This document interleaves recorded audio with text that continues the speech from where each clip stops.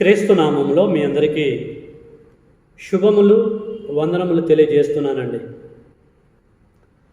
ప్రియమైనటువంటి సోదరి సహోదరులారా, నాతోటి దైవజనులారా, ఈ సమయంలో మనము మరొక అమూల్యమైనటువంటి అంశాన్ని మన ఆత్మీయ ఎదుగుదల కొరకు పరిశుద్ధ గ్రంథముల నుంచి లేఖనానుసారంగా తెలుసుకుందాం. ఈ సమయంలో మనము తెలుసుకున్నటువంటి సబ్జెక్టు దేవుని చిత్తం ఏమిటి? మన సబ్జెక్ట్ అండి, దేవుని చిత్తము ఏమిటి? ఈ సబ్జెక్టు ప్రారంభం నుంచి ముగింపు వరకు జాగ్రత్తగా విని దేవుని యొక్క చిత్తాన్ని తెలుసుకొని చిత్త ప్రకారంగా మనమందరం బ్రతకాలన్న సదుద్దేశంతో దేవుని మహాకృపను బట్టి నేను తెలియజేస్తున్నాను. కాబట్టి జాగ్రత్తగా మనము విందాం. ఈ సబ్జెక్టు ఎందు నిమిత్తము నేను తెలియజేయవలసిన పరిస్థితి ఏర్పడుతుందో ఒకసారి మనం బైబిల్లోకి వెళ్ళి పరిశీలన చేద్దామండి. ప్రియులారా, ఈ విషయంలో ఈ సమయంలో ఎబ్రీ పత్రికలోకి మనం వెళ్దామండి. ఎబ్రీ పత్రికకి వెళ్దాము. 10వ అధ్యాయము 7వ వచనాన్ని నేను చదువుతున్నాను, జాగ్రత్తగా మీరు వినండి. యేసుక్రీస్తు వారు ఈ లోకానికి వచ్చి తాను చనిపోవటానికి ముందు తండ్రి దేవునికి ప్రార్థన చేస్తున్నాడు. 10:7 అప్పుడు నేను గ్రంథపు చుట్టలలో నన్ను గూర్చి రాయబడిన ప్రకారము దేవా, నీ చిత్తము నెరవేర్చుటకు ఇదిగో నేను వచ్చి ఉన్నానంటని. ఇక్కడ యేసుక్రీస్తు వారు తండ్రి దేవునికి ప్రార్థన చేస్తున్నాడు. అనేకమైనటువంటి విషయాలు ప్రార్థనలో ప్రస్తావించి ఇక్కడ ఏమంటే, దేవా, నీ చిత్తము నెరవేర్చుటకు ఇదిగో నేను వచ్చి ఉన్నాను అన్నాడు. నీ చిత్తము అని చెప్పేసి అన్నాడు. ఆ చిత్తం ఏంటిదో తెలియజేయలేదు, కానీ నీ చిత్తము నెరవేర్చుటకు ఇదిగో నేను దిగి వచ్చి ఉన్నానని చెప్పేసి అన్నాడు. దీన్ని జాగ్రత్తగా మీరు మనసులో పెట్టుకోవాలని ప్రేమపూర్వకంగా తెలియజేస్తున్నాను. అంటే దీనిని బట్టి తండ్రి దేవునికి ఒక చిత్తం అనేది ఉంది. చిత్తం అంటే ఇష్టం అండి. కాబట్టి తండ్రి దేవుడికి ఒక ఇష్టం అనేది ఉందని, దాన్ని నెరవేర్చడానికి ఈ లోకానికి నేను వచ్చి ఉన్నానని తాను మాట్లాడుతున్న విధానాన్ని బట్టి మనకి అర్థమవుతూ ఉంటుంది. ఇంకా మనం ఆలోచిస్తే మత్తయి సువార్త 6వ అధ్యాయంలోకి వెళ్దామండి.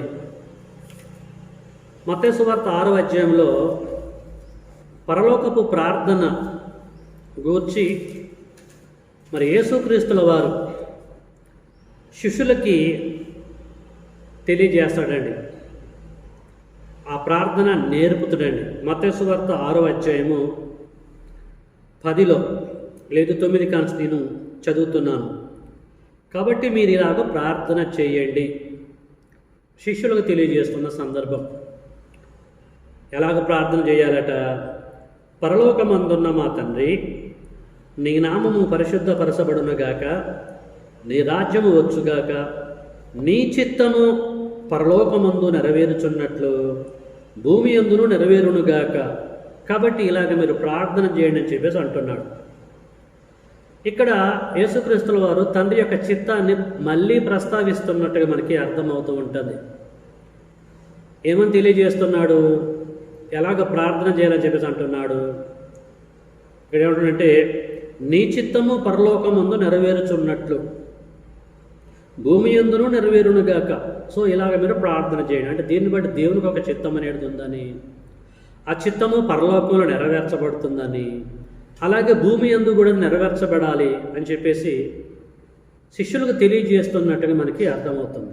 కాబట్టి తండ్రి దేవునికి కూడా ఒక చిత్తం అనేది ఉంది అన్నట్టుగా మనకి అర్థమవుతూ ఉంటుంది.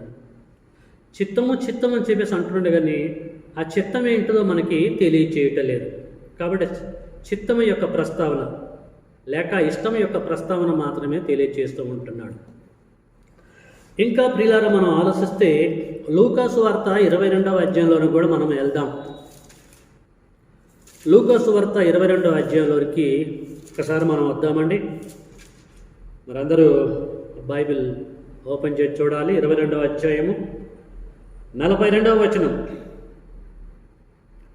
22:42 లూకా సువార్త.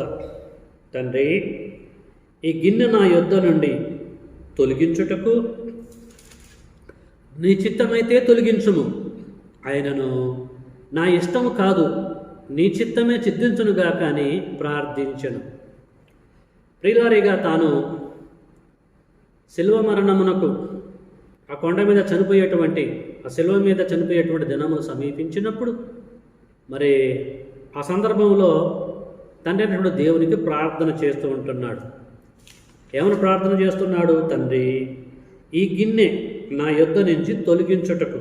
ఈ గిన్నె అంటే నేను చనిపోకుండా, ఈ పరిస్థితి నాకు రాకుండా, మ్రాను మీద నేను రక్తం చెందించకుండా, అసలు టోటల్గా చనిపోకుండా అన్నటువంటి వేలో మనం ఆలోచించాలండి. అంటే ఈ కష్టాలు పడటం నాకు ఇష్టం లేదు అన్నట్టుగా తాను బాధపడుతూను తండ్రి అయినటువంటి దేవుడికి అక్కడి నుంచి తప్పించు అన్నట్టుగా తెలియజేస్తున్నాడు. సో ఇంకేమిటంటే, నీ చిత్తమైతే తొలగించును, ఆయనను నా ఇష్టం కాదు నీ చిత్తమే జరిగించును గాక అన్నాడు. ఇక్కడ ఈ యొక్క ప్రార్థనలో నీ చిత్తము నీ ఇష్టము అని మాట్లాడుతూ ఉంటున్నాడు. సో నీ ఇష్టాన్ని నెరవేర్చండి, నీ చిత్తాన్ని నెరవేర్చండి అని చెప్పేసి అంటూ ఉంటున్నాడు.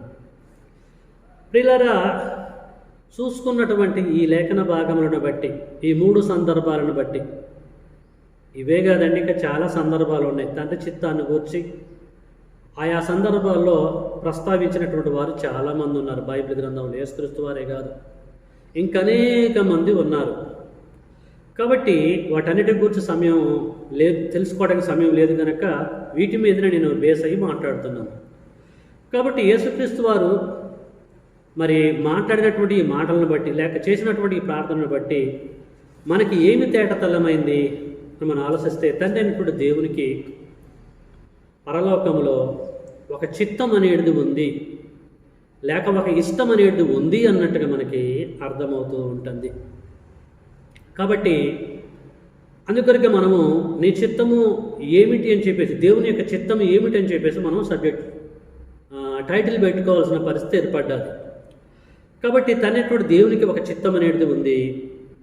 ఆ చిత్తం ఏంటిదో మనము గ్రహించాలన్నది దేవుని యొక్క ప్రణాళికగా మనకి కనిపిస్తూ ఉంటుంది. యేసుక్రీస్తు వారు నీ ఇష్టము నీ చిత్తము అని చెప్పేసి ఆయా సందర్భంలో మాట్లాడాడే తప్ప దేవుని యొక్క చిత్తము ఇది, అది, ఆయన ఇష్టం ఎలాగుంటుందని చెప్పేసి మాత్రము తెలియజేయలేదు ఈ సందర్భంలో. అయితే దేవుని పిల్లలుగా పిలువబడుతున్నటువంటి మనము దేవుని యొక్క చిత్తము తెలుసుకోవడం అవసరమా, అవసరం లేదా అండి? పరలోకంలో ఆయనకు ఒక ఇష్టం ఉంది. ఆ ఇష్టం అనేది భూమి మీద నెరవేర్చబడాలి. ఇది విషయం. నెరవేర్చబడాలంటే నెరవేర్చే దేవుడు భూమి మీద దేవుని పిల్లలైనటువంటి మనమే. పరలోకంలో దేవదూతలు దేవుడి యొక్క చిత్తాన్ని నెరవేరుస్తున్నాయి. అలాగే భూమి మీద కూడా దేవుని పిల్లలు నెరవేర్చాలన్నది యేసుక్రీస్తు వారి యొక్క ఉద్దేశం, తండ్రి యొక్క ఉద్దేశంగా కనపడుతున్నది. మరి అలాంటప్పుడు ఆయన చిత్తం ఏంటిదో మనకి తెలియకుండా ఎలాగ నెరవేరుస్తామండి? కాబట్టి ప్రియులారా, యేసుక్రీస్తు వారు తెలియజేసిన దాని ప్రకారంగా దేవుడి యొక్క చిత్తాన్ని మనం నెరవేర్చాలనుకున్నప్పుడు మరి ఆయన చిత్తం ఏంటిదో తెలుసుకోవలసినటువంటి అవసరత మనకున్నదంటారా లేదంటారా అండి? ఖచ్చితంగా మనం తెలుసుకోవాలి. దేవుని పిల్లలైనటువంటి మనము తెలుసుకోవాల్సినటువంటి బాధ్యత కలిగినటువంటి వారం. ఎందుకంటున్నట్టు ఈ మాట, రోమపత్రిక 12వ అధ్యాయము 2లో అపోస్తులైనటువంటి పౌలు గారు రోమీలకు పత్రిక రాస్తూ అక్కడ దేవుడి యొక్క చిత్తాన్ని గురించి ఏమని ప్రస్తావించడం మనం చూసుకుందామండి. రోమపత్రిక 12వ అధ్యాయము మొదటి 2 వచనాలు నేను చదువుతున్నాను, జాగ్రత్తగా మీరు వినండి. కాబట్టి సహోదరులారా, పరిశుద్ధమును దేవునికి అనుకూలమైన సజీవ యాగముగా మీ శరీరములను ఆయనకు సమర్పించుకొనుడని దేవుని వాక్యములను బట్టి మిమ్మల్ని బ్రతిమాలుకొనుచున్నాను. ఇట్టి సేవ మీకు యుక్తమైనది. మీరు ఈ లోక మర్యాదను అనుసరింపక, ఇక్కడి నుంచి జాగ్రత్తగా వినాలి, ఉత్తమమును అనుకూలమును సంపూర్ణమునై ఉన్న దేవుని చిత్తమేదో దేవుని యొక్క ఇష్టమేదో పరీక్షించి తెలుసుకున్నట్లు, దేవుని యొక్క చిత్తము ఏంటిదో పరీక్షించి తెలుసుకోవాలట దేవుని యొక్క పిల్లలు, లేక పరిశుద్ధులు, క్రీస్తు సంఘ సహోదరులు, సహోదరిమణులు. ప్రియులారా, దేవుని చిత్తం ఏదో పరీక్షించి తెలుసుకున్నట్లు మీ మనసు మారి నూతనమవట వలన రూపాంతరం మీరు పొందండి. రూపాంతరం పొందాలంటే దేవుని యొక్క చిత్తం ఏదో పరీక్షించి మనము తెలుసుకోవాలట. తెలుసుకోవాల్సిన బాధ్యత తండ్రైన దేవుడు మనకు అప్పచెప్పాడు. కాబట్టి ప్రియులారా, యేసుక్రీస్తు వారు తెలియజేసిన ప్రకారంగా దేవుడి యొక్క చిత్తాన్ని తెలుసుకోవాల్సిన బాధ్యత మంది. కాబట్టి ఈ సమయంలో పౌలు గారు చెప్పిన ప్రకారంగా పరీక్షించి మనం ఈ సమయంలో దేవుని చిత్తాన్ని తెలుసుకొని ఆ చిత్త ప్రకారంగా ఈ లోకంలో మనము బ్రతుకుదాం. ఓకేనండి, రైట్. మరి దేవుని చిత్తం ఏమిటి? 66 పుస్తకాలలో లేక గ్రంథములలో తండ్రి అయినటువంటి దేవుడు తన దాసుల ద్వారా ఆయన చిత్తాన్ని గూర్చి లేక ఇష్టాన్ని గూర్చి ఏమని ప్రస్తావించిండు అన్నటువంటి విషయాలు మనము త్వరగా తెలుసుకోవడానికి మనం ప్రయత్నము చేద్దాం. ఓకేనండి, జాగ్రత్తగా మీరు వినాలని, గ్రహించాలని, వాస్తవం అనుకుంటే అవసరం అనుకుంటే రాసుకోవాలని ప్రేమపూర్వకంగా మీ అందరికీ తెలియజేస్తున్నాను. దేవుని చిత్తం ఏమిటి, ఇందుని గురించి లేఖనం ఏమంటుంది అనే విషయం మనం ఆలోచిద్దాం. ఓకే, నెంబర్ 1, దేవుడి యొక్క చిత్తం ఏంటిదో ప్రియులారా, పౌలు గారు తిమోతికి పత్రిక రాస్తూ, తిమోతికి రాసిన మొదటి పత్రిక 2వ అధ్యాయంలోనికి మనం వెళ్దామండి. తిమోతికి రాసిన మొదటి పత్రిక 2వ అధ్యాయం 1 నుంచి 3 వరకు నేను చదువుతున్నాను. చూడండి, అపోస్తులైన పౌలు తిమోతికి రాసిన మొదటి పత్రిక 2వ అధ్యాయం 1 నుంచి 3 వరకు చదువుతున్నాను. దేవుని యొక్క చిత్తం ఏంటిదో ఇక్కడ పౌలు గారు తెలియజేస్తుంటే చూడండి. తండ్రి అయిన దేవుడు పౌలు గారు ద్వారా దీన్ని తెలియజేస్తున్నాడు తిమోతికి. మనము సంపూర్ణ భక్తియు మాన్యతయు కలిగి నెమ్మదిగాను సుఖముగాను బ్రతుకు నిమిత్తము అన్నిటికంటే ముఖ్యముగా మనుషులందరి కొరకును, రాజుల కొరకును, అధికారులందరి కొరకును విజ్ఞాపములను, ప్రార్థనలను, యాచనలను, కృతజ్ఞతాస్తుతులను చేయవలనని హెచ్చరించుచున్నాను. ఎందుకంటే ఇది మంచిదియు మన రక్షకుడగు దేవుని దృష్టికి అనుకూలమునై ఉన్నది. ప్రియులారా, రక్షకుడు యేసుక్రీస్తు వారు బైబిల్ గ్రంథంలో ఉన్నాడు. రక్షకుడు తండ్రి దేవుడు బైబిల్ గ్రంథంలో ఉన్నాడు. ఆయన రక్షించగలడు, కుమారుడు కూడా రక్షించగలడు. ఇక్కడ అంటున్నాడు 3వ వచనం, ఇది మంచిదియు మన రక్షకుడుకు దేవుని దృష్టికి అనుకూలమునై ఉన్నది. అనుకూలమునై ఉన్నది అంటే ఇష్టమై ఉన్నది, చిత్తమై ఉన్నది. ఏంటది? దేవుని చిత్తం ఏంటిదటండి? ఇప్పుడు మనం ఏదైతే చదువుకున్నామో ఆ చదువుకున్న ప్రకారంగా ప్రియులారా మనము ప్రార్థన చేసినట్లయితే రాజుల కొరకును, అధికారులందరి కొరకును విజ్ఞాపనలు, ప్రార్థనలు, యాచనలు, కృతజ్ఞతలు చెల్లించాలి. ఇది మంచిదియు మన రక్షకుడకు దేవుని దృష్టికి అనుకూలమునై ఉన్నది లేక ఇష్టమై ఉన్నది, ఇదే దేవుడి యొక్క చిత్తమై ఉన్నది అన్నట్టుగా ప్రియులారా పౌలు గారు తిమోతి గారికి తెలియజేస్తున్న దానిని బట్టి మనకి అర్థమైపోయింది. కాబట్టి దేవుని యొక్క చిత్తం ఏంటంటే, దేవుని పిల్లలుగా పిలువబడుతున్న మనము ఈ లోకంలో రాజుల కొరకు, అధికారుల కొరకు, అనేక మంది కొరకు మనము విజ్ఞాపనలు, ప్రార్థనలు తండ్రైన దేవుడికి చేయాలి. మనం చనిపోయేంతవరకైనా, యేసుక్రీస్తు వారు వచ్చేంతవరకైనా మనం ప్రార్థన చేస్తున్నప్పుడు వారిని కూడా జ్ఞాపకం చేసుకోవాలి, వారి కొరకు ప్రార్థన చేయాలి. ఇలాగ మనం ప్రార్థన చేయగలిగితే దేవుడి యొక్క చిత్తాన్ని మనము నెరవేర్చినటువంటి వారమే. ఓకేనండి, దేవుని చిత్తం ఏంటిదో పౌలు గారు తిమోతి గారి ద్వారా తెలియజేశాడు. ఓకే, మరొక విషయాన్ని మనము తెలుసుకుందాం, దేవుడి యొక్క చిత్తం ఏంటనేది. పేతురు గారు దీని గురించి ఏమని తెలియజేశాడో ఒకసారి మనం పేతురు గారు రాసిన మొదటి పత్రికలోకి వెళ్దామండి. పేతురు గారు రాసిన మొదటి పత్రిక 2వ అధ్యాయము ప్రియులారా 15వ వచనం నేను చదువుతున్నాను, జాగ్రత్తగా మీరు వినండి. పేతురు రాసిన మొదటి పత్రిక 2వ అధ్యాయం 15వ వచనం ఏలయనగా మీరిట్లు యుక్త ప్రవర్తన గలవారై అజ్ఞానముగా మాట్లాడు మూర్ఖుల నోరు మూయుట దేవుని యొక్క చిత్తము. దేవుని చిత్తం ఏంటండి? అజ్ఞానంగా మాట్లాడే మూర్ఖుల నోరు అంటే జ్ఞానము లేకుండా దేవుని గురించే కానీ, క్రీస్తు గురించే కానీ, పరిశుద్ధాత్మ గురించే కానీ, సంఘము గురించే కానీ, గ్రంథములు ఇంకా దేని గురించే కానీ జ్ఞానము లేనటువంటి వారు అజ్ఞానంగా మాట్లాడుతున్నప్పుడు, బైబిల్కి భిన్నంగా మాట్లాడుతున్నప్పుడు ఏం చేయాలటండి? దేవుని సంకల్పానుసారంగా దేవుడు సేవ జరిగిస్తున్నటువంటి వారు ఏం చేయాలట? వాళ్ళ నోరులు మూయించాలట. ఎలాగ? కర్రతో కాదు, బెత్తంతో కాదు, ఇంకా కొట్టి తిట్టి కాదండి, లేఖనముల ద్వారా వారు నోరులు మూయించాలన్నది దేవుని యొక్క ప్రణాళికగా కనిపిస్తూ ఉంటుంది దేవుని సేవ జరిగించేటువంటి వారు. కాబట్టి అజ్ఞానంగా మాట్లాడే వాళ్ళ నోరులు ఎవరైతే మూయిస్తారో వారు దేవుని యొక్క చిత్తాన్ని నెరవేర్చినట్లే. అది దేవుని యొక్క చిత్తంగా దేవుడు భావిస్తున్నాడు, లేక ఇష్టంగా.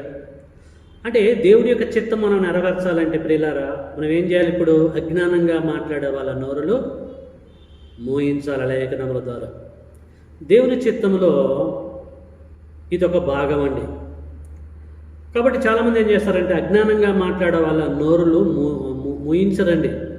ఆ దేవుడే చూసుకుంటలే, వాడి పాపాన వాడే పోతలే, వాడే నాశనం అయిపోతాడు అని చెప్పేసి అనుకుంటూ ఉంటారు. అది కరెక్ట్ కాదు. దేవుడు నిన్నెందుకు ఏర్పాటు చేశాడు? ఆయన చూసుకోవడం కరెక్ట్ అయినప్పుడు ఆ బాధ్యత నువ్వు నెరవేర్చాలనే ఉద్దేశంతో కదా నీకు ఈ బాధ్యతను అప్పచెప్పింది. నీవు ఈ బాధ్యత, ఈ పని ఆయనకు అప్పచెప్తావేంటిది? కాబట్టి అజ్ఞానంగా మాట్లాడే వాళ్ళ నోరులు మూయించాలంటే బైబిల్పై పట్టుండాలి. బైబిల్ని పట్టుకో, నేను కాదంటలేదు, పట్టుకున్న దాంట్లో నీకు పట్టుండాలి. నీకు పట్టు లేకపోతే వాడు నీ నోరు మూయిస్తాడు. అప్పుడు నిన్ను బట్టి దేవుని యొక్క నామము దూషింపబడుతుందని చెప్పేసి మనం అర్థం చేసుకోవాలి.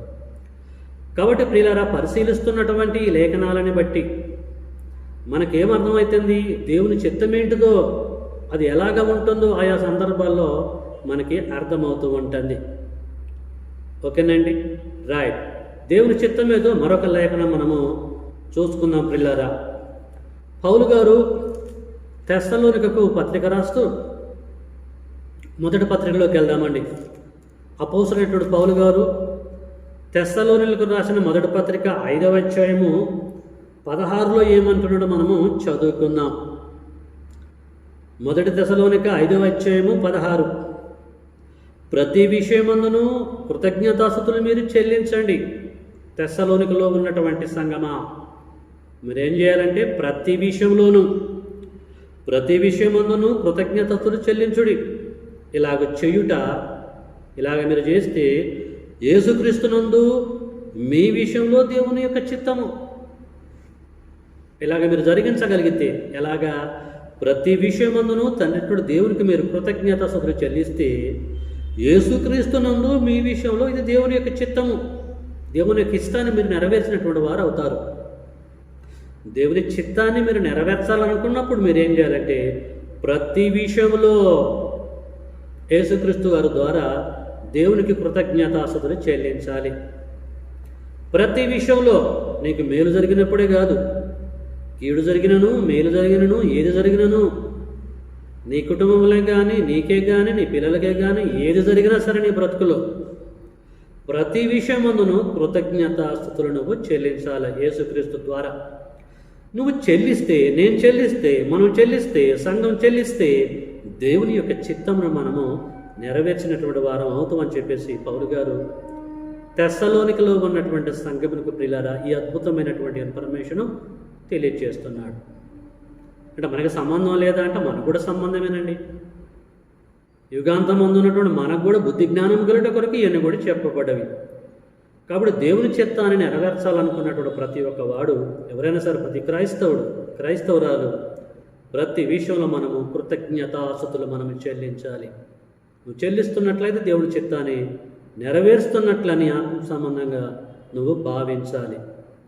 ఇంకా మనం ఆలోచిస్తే అదే పౌలు గారు ఫిలిప్పీయులకు కూడా పత్రిక రాస్తూ ప్రియులారా దేవుని చిత్తాన్ని ఎలాగ తెలియజేస్తుండో, దేవుని యొక్క చిత్తం అంటే ఏంటిదో వారికి ఏ విధంగా రాస్తున్నాడో మనం చూద్దామండి.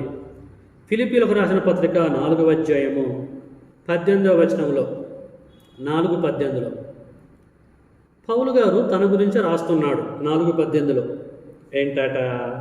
ఫిలిప్పీలో ఉన్న సంఘానికి పత్రిక రాస్తూ, నాకు సమస్తమును సమృద్ధిగా కలిగి ఉన్నది, నాకు సమస్తమును సమృద్ధిగా కలిగి ఉన్నది. మీరు పంపిన వస్తువులు, మీరు పంపారు కదా, మీరు పంపిన వస్తువులు ఎపఫ్రోదీతు వలన పుచ్చుకొని ఏమీ తక్కువ లేకుండా నేను ఉన్నాను. ఎపఫ్రోదీతు వలన మీరు పంపించారు, అతని వలన నేను పుచ్చుకున్నాను, ఏమీ తక్కువ కాలేదు. ఎపఫ్రోదీతు వలన పుచ్చుకొని ఏమీ తక్కువ లేకుండా ఉన్నాను. అవి అంటే మీరు పంపించినటువంటి వస్తువులు మనోహరమైనవి, మనోహరమైన సువాసనయు ప్లస్ దేవునికి ప్రీతికరమును ఇష్టమునైన యాగమునై ఉన్నవి. నేను సేవకుణ్ణి అన్న సంగతి మీరు గుర్తెరిగి, నాకు కూడా అవసరతలు ఉంటాయన్న సంగతి మీరు తెలుసుకొని, మీరు పంపించారు కొన్ని వస్తువులు, నా అక్కర్లు తీర్చారు మీరు, ఎపఫ్రోదీతు వలన నేను పుచ్చుకున్నాను. మీకు నేనేం చెప్తున్నానంటే, అవి దేవునికి ప్రీతికరమును ఇష్టమునైన యాగమునై ఉన్నవి. కాబట్టి మీరు ఏం చేశారంటే దేవుని యొక్క ఇష్టాన్ని నెరవేర్చారు. మీరు అంటే దేవుని యొక్క చిత్తాన్ని మీరు నెరవేర్చారు అని ప్రియులారని ఇక్కడ పౌలు గారు తెలియజేస్తున్నాడు.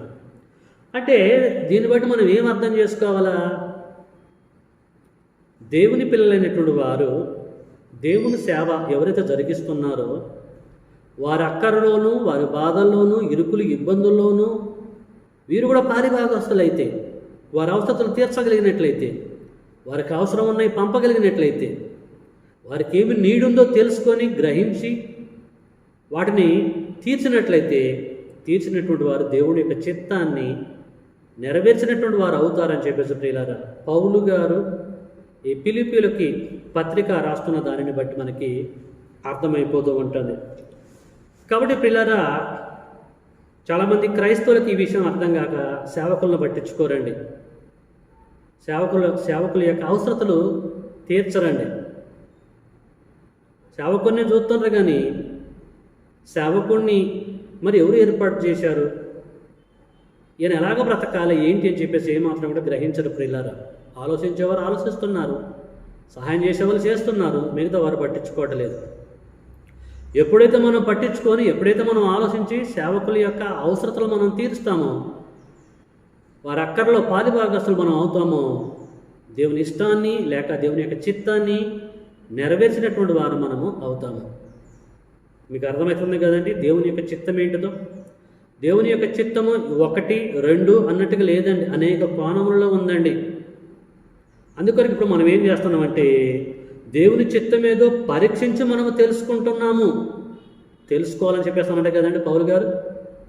దేవుని చిత్తం ఏదో పరీక్షించి మీరు తెలుసుకోవాలన్నాడు రామపత్రిక 12వ అధ్యాయం 2వ వచనం. మనము ఊరికే మాట్లాడుకోవట్లే, పరీక్షించి పరిశీలించి గ్రంథాన్ని పరిశీలించి మనము తెలుసుకుంటున్నాం. తెలుసుకుంటే దేవుని చిత్తము 1, 2 అన్నట్టు కనపట్లే, అనేక రకాలుగా ప్రియులారా మనకి కనిపిస్తూ ఉంటుంది.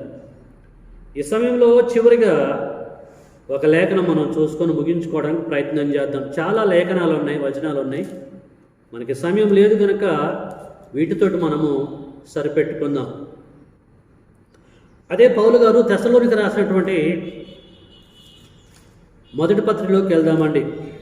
మొదటి తెస్సలోనిక 4వ అధ్యాయంలో ఏమని తెలియజేస్తుండో ప్రియులారా మనం చూసుకుందాం. మొదటి తెస్సలోనిక 4వ అధ్యాయము 3 నుంచి 5 వరకు నేను చదువుతున్నాను, చూడండి. తెస్సలోనికి రాసిన మొదటి పత్రిక 4వ అధ్యాయము 3 నుంచి 5 వరకు.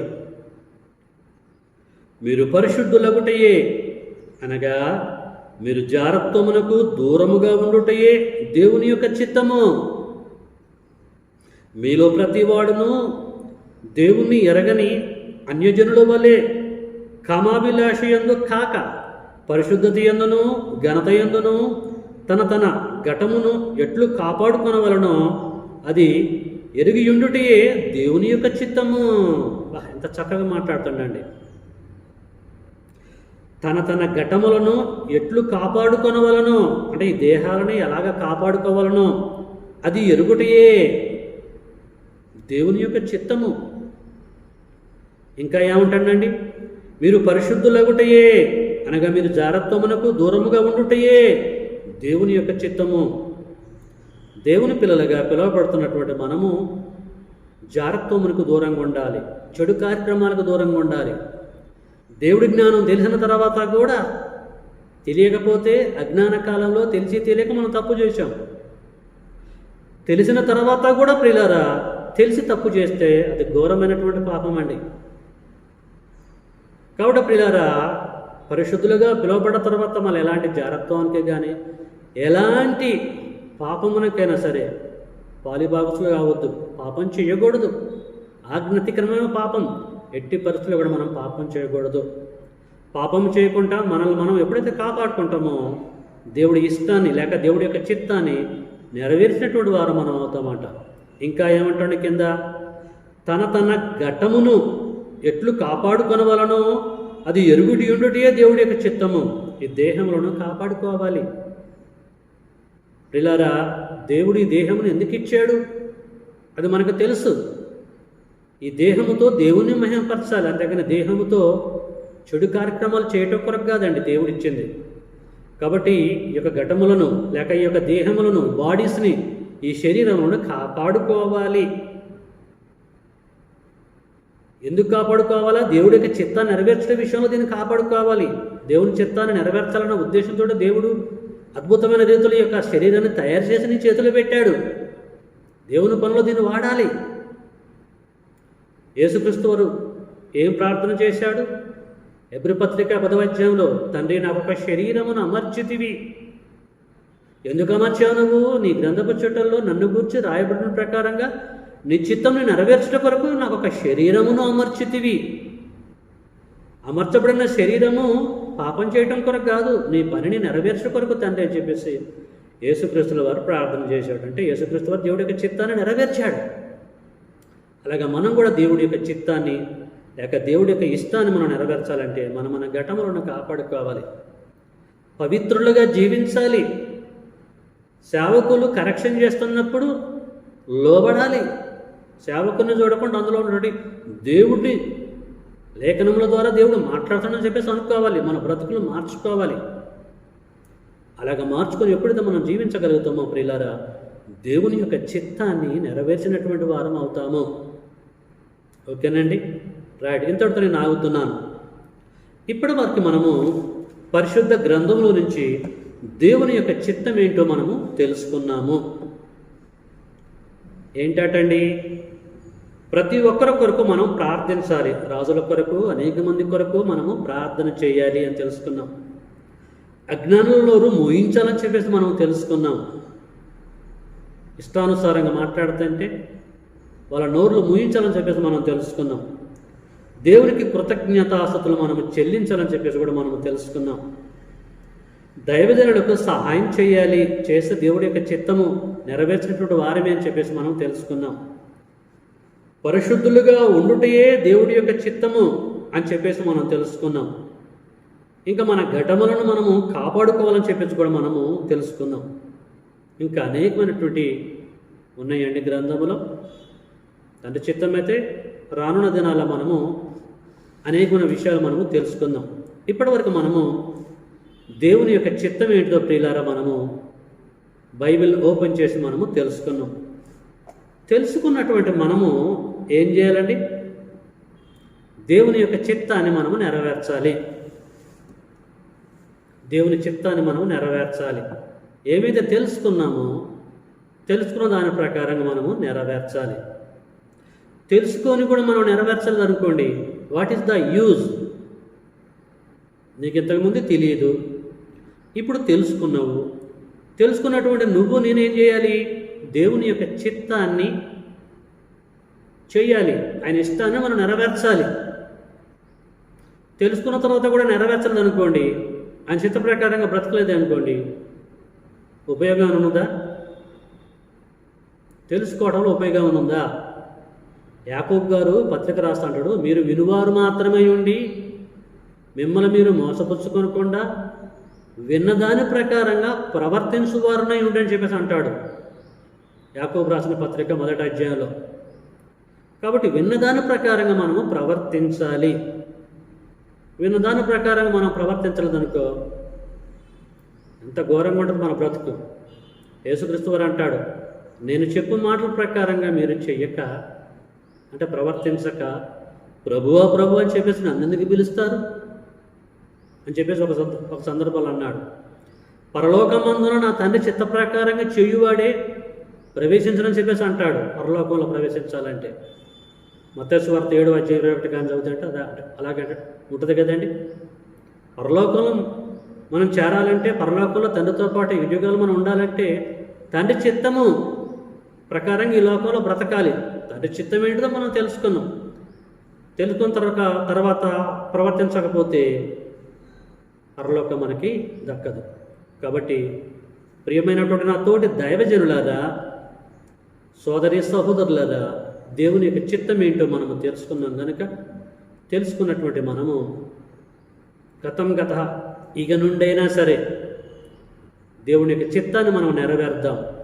ఎందుకంటే పరలోకంలో కోటాను దేవదూతలు దేవుని చిత్తాన్ని నెరవేరుస్తున్నారు.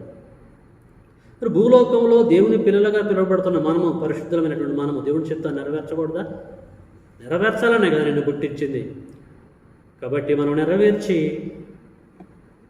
మన మృత్యువు తర్వాత ప్రియులారా మనము పరదేశికెళ్ళి యేసు 2వ రాకడలో అతన్ని వెంబడిస్తూ పరలోకం వెళ్దాం. ఎందుకంటే యేసుక్రీస్తు వారు ఒక మాట అన్నాడు, నేనే మార్గము, నేనే సత్యము, నేనే జీవం, నా ద్వారానే, నా మార్గం కూడానే పరలోకం రావాలని చెప్పేసి అన్నాడు. అప్పటి వరకు చనిపోయినటువంటి వాళ్ళందరూ కూడా పరదేశంలో ఉండవలసినదే. కాబట్టి దేవుని యొక్క సంకల్పాన్ని మనం నెరవేర్దాం. దేవుడి ద్వారా శబాస్ అని చెప్పేసి మనము అనిపించుకుందాం. ఇప్పటి వరకు దేవుడి యొక్క లేఖనములను సబ్జెక్టు బేస్ చేసుకొని లేఖనానుసారంగా ఆయన చిత్తం ఏంటో మనము తెలుసుకున్నటువంటి మనము తెలుసుకున్న దాని ప్రకారంగా ప్రవర్తిద్దాం. చక్కగా ఓపికతో దేవుడి యొక్క వాక్యం విన్నందుకు మిమ్మల్ని అందరిని అభినందిస్తూ ఇంతటితో ఈ యొక్క టాపిక్ నేను ముగిస్తున్నాను. తండ్రి చిత్తం అయితే మరొక టాపిక్తో మీ ముందుకు వస్తాను. అప్పటి వరకు అందరికీ వందనములండి.